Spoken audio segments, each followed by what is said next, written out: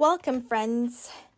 Today we're entering a sacred, sometimes painful, but ultimately healing space. The space between the mothering we needed and the mothering we received. This isn't just about biological mothers. This is about the mother figures who shape us, the mothering that's withheld, and the mothering we must learn to give ourselves. Disney has been quietly, brilliantly mapping this territory for generations. Not with simple stereotypes, but with profound portraits of what happens when mothering comes from unexpected places, when it's twisted by fear, when it's given by committee, or when it's simply absent. Today we're walking with Rapunzel, whose mother is a captor in disguise.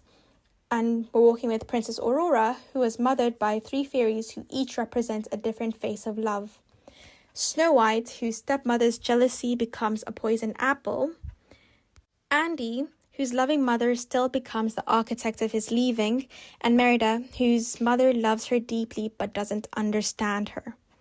These characters show us that mothering isn't a single person's job. It's a constellation of care, and when one star goes dark, others must learn to shine. This episode is for anyone who has mothered themselves. Not just mothering, but taking care of themselves.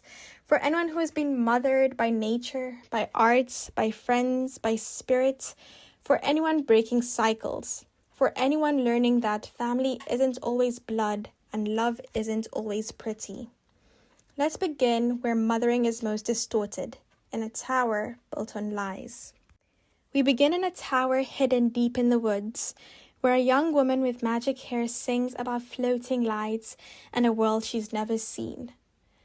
Rapunzel Mother Gothel isn't just an imposter, she's a master of emotional alchemy.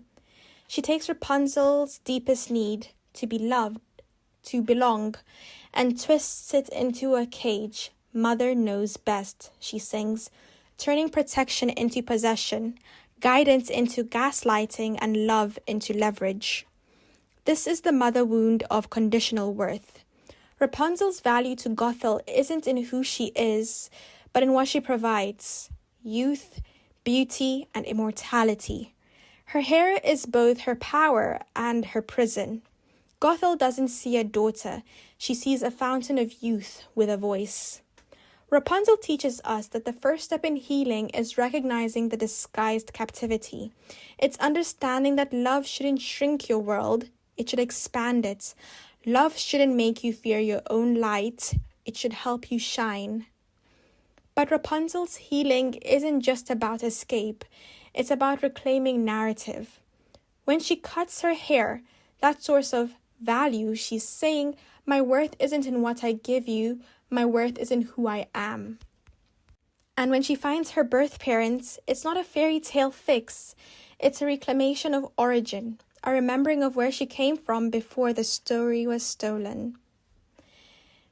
Spiritual practice from Rapunzel is a sacred severance, cutting the cords that bind you to someone else's survival, learning that love isn't selfish, it's survival.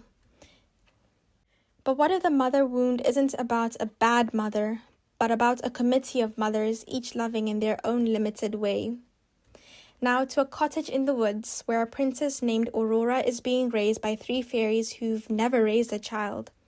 We have Flora, Fauna, and Merryweather, who aren't perfect mothers. They argue, they hide the truth, they make mistakes, but they represent something profound, mothering as a collective act. Flora offers structure, the plans, the rules, this is how it's done. Fauna offers nurture, the comfort, the food, the softness. And Merryweather offers protection, the fierceness, the boundaries, the not on my watch. Now, Aurora grows up without knowing she's a princess, but she doesn't grow up without love. She's mothered by three different kinds of care, and yet there's still a wound, the wound of the unspoken truth. The mothering that protects by hiding. The fairies teach us no one person can be every kind of mother we need. Sometimes mothering comes in trios, in communities, in chosen families. The wound comes not from lack of love, but from love that withholds truth to protect. When Aurora pricks her finger, it's not just a spell. It's the consequence of protection without transparency. The fairies loved her, but they didn't trust her with her own story. We can learn that recognizing that what we need is different kinds of nurturing at different times, structure, softness, and fierce protection, and learning to give ourselves all three. But what about when the mother wound isn't about love withheld, but about love poisoned by jealousy?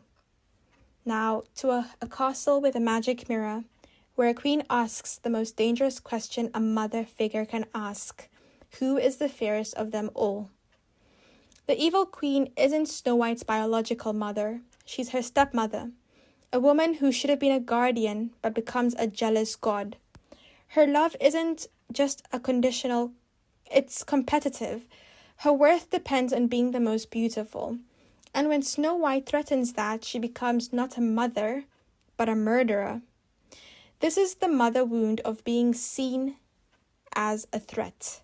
Snow White isn't loved for who she is. She's hated for what she represents: youth, innocence, natural beauty. The queen's mirror doesn't reflect truth, it reflects fragile ego. The queen teaches us, by negative example, when a mother figure cannot celebrate your light, it's because she's afraid of her own shadow. When she tries to diminish you, it's because she feels diminished.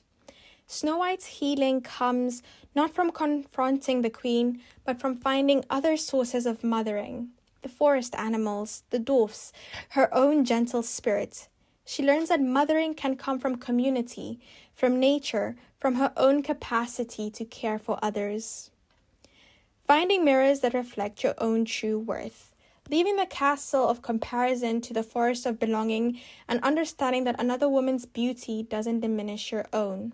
But what about when the mother wound isn't about cruelty or competition, but about the natural, necessary pain of growing up? Now to a sunny suburban bedroom where cardboard boxes are being filled and childhood is being packed away. Andy's mother isn't wicked, jealous, or deceptive. She's loving, present, good. But she's also the one who decides it's time for college, who packs the toys, who in the natural flow of life becomes the architect of separation. This is the universal mother wound, the wound of loving release, the ache that comes when the person who was your first home gently shows you the door. Andy's story in Toy Story is a spiritual allegory for leaving the mother's orbit.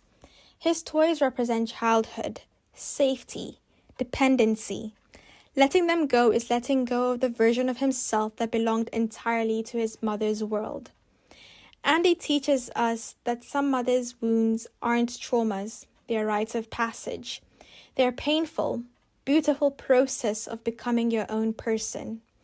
His healing comes through ritualizing the release. Giving his toys to Bonnie isn't abandonment, it's sacred succession. It's saying, what mothered me can now mother another. I carry the love forward even as I leave the form behind. Honoring what nurtured you while making space for what you're becoming, learning that growing up isn't betrayal, it's evolution. But what about when the mother wound is about love that sees you but doesn't understand you? Now to the Scottish Highlands, where a princess with wild red hair and a wildest spirit clashes with a queen who wants to braid her into tradition. Queen Elinor loves Merida deeply, fiercely, but she loves the princess she wants Merida to be, not the person Merida is.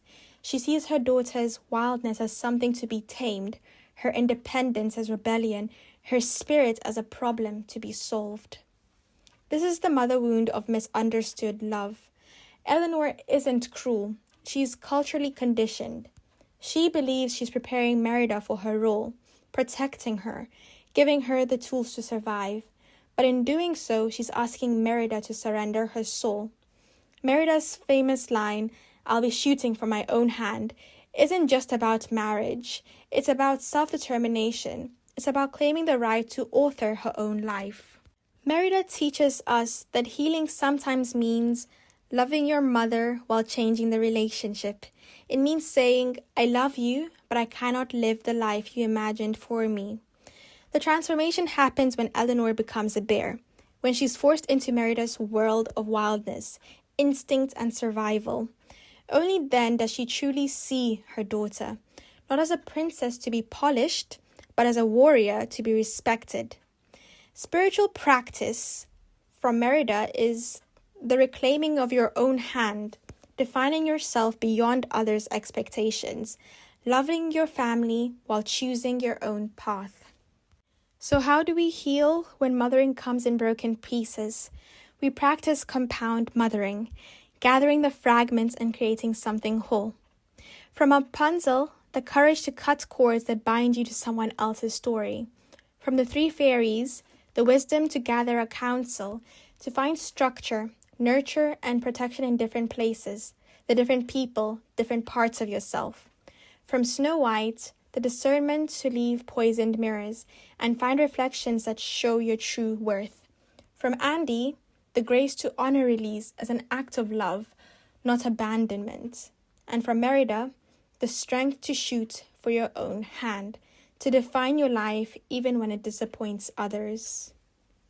Compound mothering means mothering yourself with the structure of flora, nurturing yourself with the softness of fauna, protecting yourself with the fierceness of Merryweather, freeing yourself with the scissors of Rapunzel, releasing yourself with the love of Andy's mother, and claiming yourself with the bow of Merida.